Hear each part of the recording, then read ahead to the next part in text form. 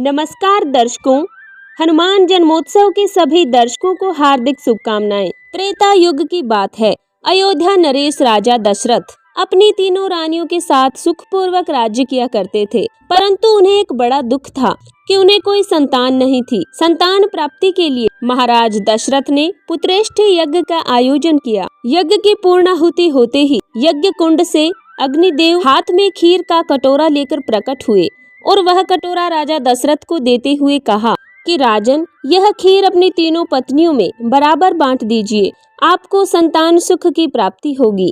ऐसा कहकर अग्निदेव अंतर्ध्यान हो गए। राजा दशरथ ने वह खीर का प्याला लिया और अपनी पत्नियों को बराबर बांट दिया। माता कौशल्या और सुमित्रा ने तो खीर ग्रहण कर ली, परंतु जैसे ही कैकेयी रानी खीर खाने लगी, तभी वहाँ एक चील उड़ती हुई आई और खीर का कुछ अंश वहाँ से झपटकर उड़ गई।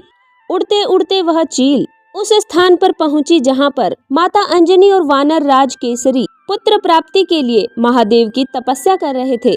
जब वह चील वहां से गुजर रही थी तो उसके मुंह में भरी खीर माता अंजनी की हथेली पर आ गिरी, जिससे माता अंजनी की तपस्या भंग हो गई और उन्होंने वानर राज केसरी को सारी बात बताई।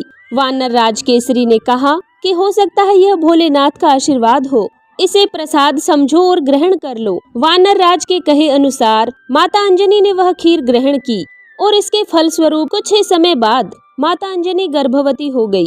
एक दिन माता अंजनी पर्वत के शिखर पर खड़ी सूरज की खूबसूरती को निहार रही थी कि तभी वहां पर तेज हवाएं चलने लगी और उनके वस्त्र उड़ने लगे। लेकिन उन्होंने जब चारों ओर देखा तो वृक्षों के पत्ते भी नहीं हिल रहे थे। वह क्रोध में आकर बोली कि यह कैसा जादू है, कौन दुष्ट है जो मुझ पतिव्रता स्त्री को अपमानित करने की चेष्टा कर रहा है। तब पवन देव उनके सामने प्रकट हुए और कहा कि देवी, मुझे क्षमा करें, आप पूर्व जन्म में इंद्रदेव की सभा में अप्सरा थी। आपका नाम पुंजकस्थला था। आप अत्यंत रूपवती थी, लेकिन आपका स्वभाव बहुत ही नटखट और चंचल था।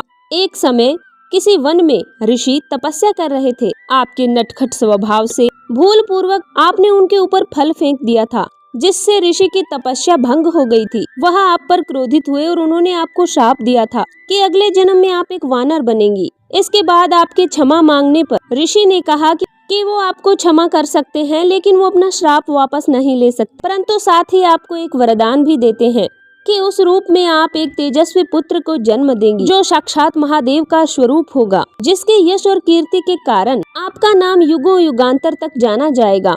उसी वरदान से विवश होकर मैंने आपको स्पर्श किया है। अब स्वयं महादेव का अंश आपके पुत्र रूप में प्रकट होगा। इस प्रकार अंजनी पुत्र, वायु पुत्र, महाबलशाली रामदूत केसरी नंदन महावीर बजरंग बली का जन्म हुआ। तो दर्शकों, आपको ये कथा कैसी लगी? कमेंट में जय हनुमान लिखें और वीडियो पसंद आए तो लाइक करें, चैनल को सब्सक्राइब करें। धन्यवाद।